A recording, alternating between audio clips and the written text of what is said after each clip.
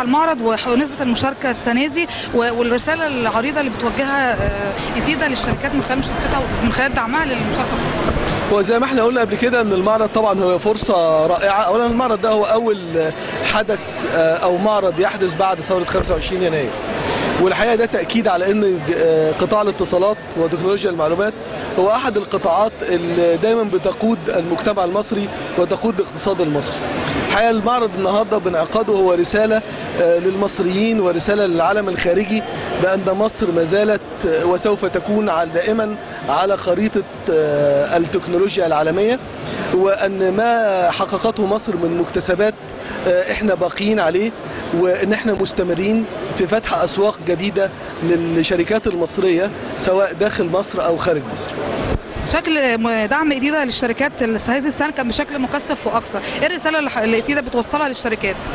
الحقيقه احنا السنه دي اختلف شكل تواجد إتيدا في المعرض عن اي سنه ثانيه، لان احنا فضلنا ان احنا كل الدعم اللي بتقدمه إتيدا يروح للشركات. فاحنا عندنا حوالي 45 شركه بندعمهم دعم مباشر في المعرض، وعندنا اكثر من 18 شركه تانيين بندعمهم دعم عن طريق ارض المعارض او عن طريق اداره المعارض في معرض القاهره الدولي للمؤتمرات. الحقيقه اكثر من 60 شركه او 65 شركه دول بيمثلوا عدد كبير قوي او نسبه كبيره من القطاع. القطاع في شركاته الصغيره والمتوسطه بيلاقي بعض المعاناه بعد ثورة 25 يناير، وده كان شيء طبيعي، لكن احنا بنحاول ان احنا نساعد الشركات على الاستمرار، لان في استمرار هذه الشركات الحقيقة هو استمرار للنمو الاقتصادي المصري. مشاركة الشركات المصرية يا فندم في جايتكس رياض كانت مشاركة فعالة وانتجت انت نتائج فعالة، حضرتك علق لنا ايه؟ الحقيقة المشاركة كانت مشاركة فعالة جدا، المشاركة كان فيها 45 شركة مصرية. من اول يوم ابتدى يجي لي، انا طبعا ما كنتش موجود معاهم هناك، ما كانش ليا الشرف ان انا اكون موجود معاهم هناك لان كان عندي ارتباطات هنا، لكن من اول يوم ابتدى يجي لي التقارير عن التعاملات مع الشركات وعلى رغبه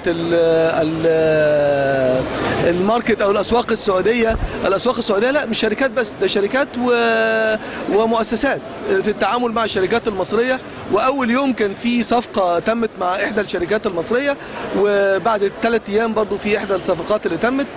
توقعات الصفقات وده السقف اللي هو القليل خالص المنخفض خالص لتوقعات الصفقات في الجايتكس بتاع دبي كان 3 مليون دولار خلال ال6 شهور اللي جايين. وزي ما بقول ده التوقعات دي سقف التوقعات سقف منخفض جدا، يعني توقعات هي اكثر من كده بكثير. لو احنا بصينا بقى لحجم الاستثمارات اللي احنا حطيناه في كإتيدا في الجايتكس بتاع رياض في الايفنت ده مقابل العائد المالي، حتى لو كانوا 3 مليون دولار بس، هنلاقي ان العائد المالي يمثل اكثر من 10 مرات ما تم استثماره في جايتكس دبي. جميل جدا يا فندم، احنا نتمنى التوفيق لإتيدا فعلا في خطواتها الداعمه للشركات المصريه داخل السوق وخارج السوق.